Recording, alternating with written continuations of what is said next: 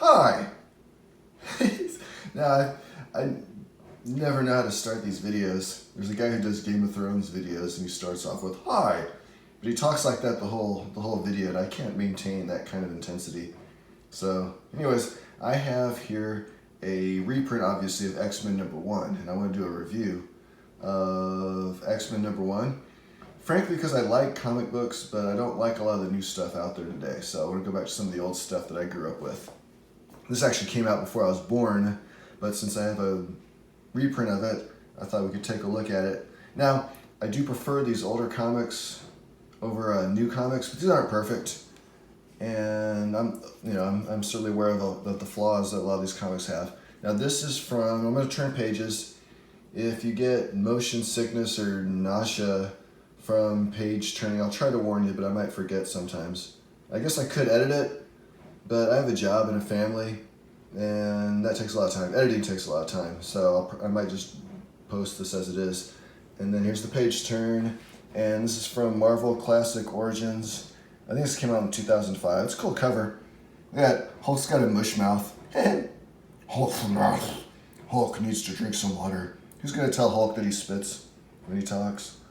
And then who does that? Who drew that cover? Let me see. Alright, so Marvel Classic Origins and cover art Bruce Timm. Alright, good job.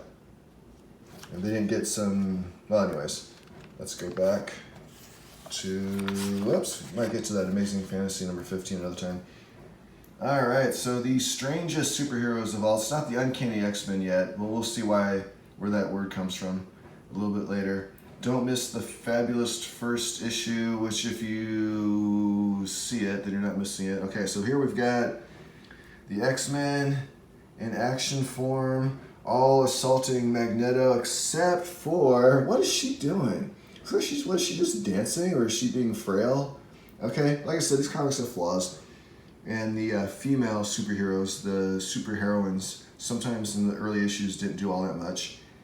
In fact, look at this, right? Looks like she's hiding behind Cyclops.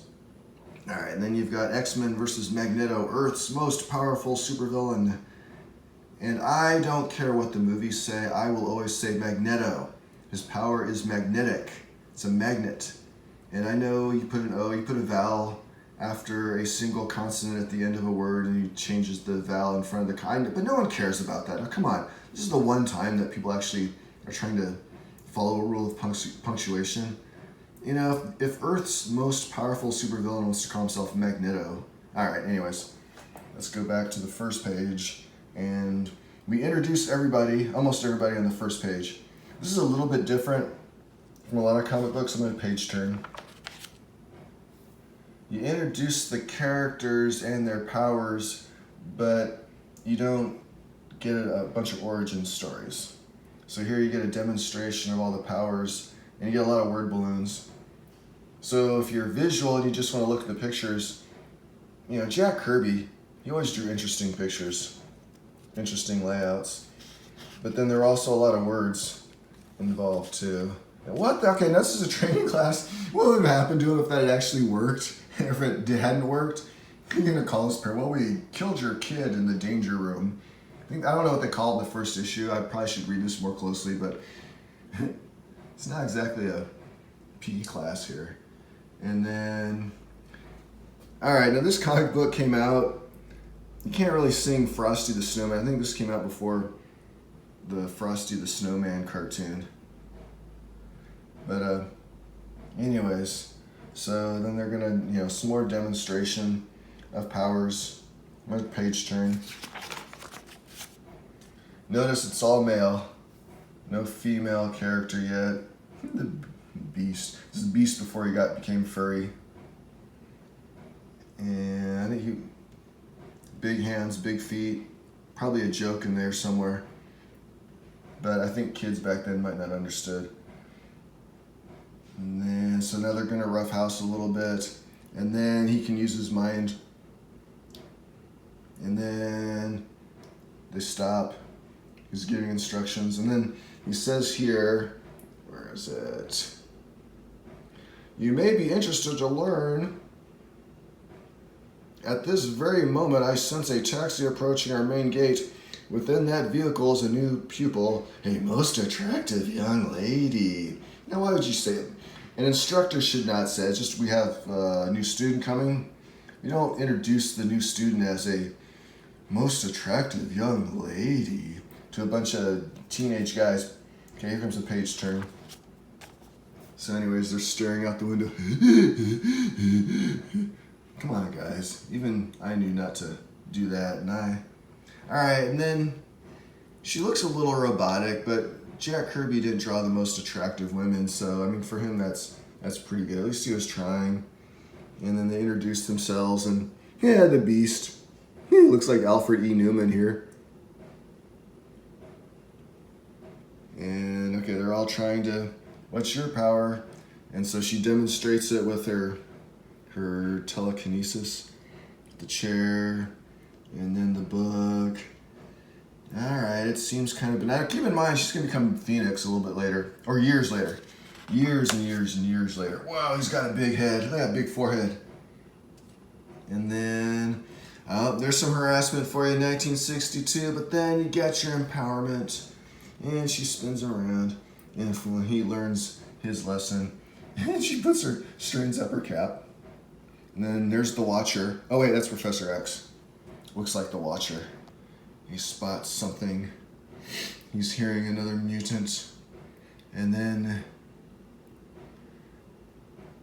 Magneto, he's going to make Homo sapiens bow down to Homo superior. And so he's got his plan. Oh, here comes a page turn. And Magneto, he starts doing his control. And what the heck's going on here? Ah! And then some more magnetic chaos. And then they read his message, surrender the base or I'll take it by force. And I'm sure some yahoo, Magneto. What Magneto? Who? What? What is Magneto? See, it's that guy's fault. Right there. That guy. Right there. He's probably the first person to say Magneto, and then it just stuck. You know? And then he continues his magnetic control. Page turn. There's some more chaos. Military gets mad. Magneto demonstrates his weapons. And where is he? He goes, wrong, General. I have all the time in the world. I, the miraculous Magneto, claim this entire installation in the name of Homo Superior. And then, that does it. He's a homo. Let's get him. All right, now that, back then it meant something. Homo Superior. They probably just, they missed the superior part, just heard the homo part and got mad. And remember, this is 1962. So, people thought a lot differently about things like that back then. And Cape Citadel, I think that's fictional. Cape Citadel. Oh, page turn, I forgot to warn you. So they hear, oh, now look at this. Marvel Girl's trying out her new, and then you got the guys, where'd the new doll go? Oh, there she is. Wowee, looks like she was poured into that uniform.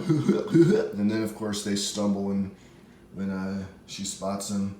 And then they get their alert. Okay, that looks really inconvenient. And they get right there. And go on their first mission. They show up. X-Men? What the? I like that. What the? Turn the page. We get some more action. And more action. Now it's kind of weird. He's got the power of magnetism, but yet he has all these weapons too. He's, I don't know. You'd think he would just concentrate on his magnetic powers. And so we've got more demonstration of powers and more stuff. More. Okay, now how did the Angel survive that? Now come on. That's a lot of metal coming at him, and he should get like sliced up and smashed. Here comes a page turn. I guess Cyclops bailed him out, and there's more action. And then they sneak up from behind, and then he escapes. So they foil his plan, but he escapes. You know how that goes. And then where is it? I know somewhere here. There it is, right there. Your base is operational again, General. Magneto is, well, I guess at this point they're all saying Magneto because that one guy who started it. And then this general says, uncanny. So that's where the uncanny X-Men came from. And now I don't know. See, if I was flying that plane and I saw that big old giant face in the clouds, I'd probably freak out. And then, you've just finished the newest, most unusual tale.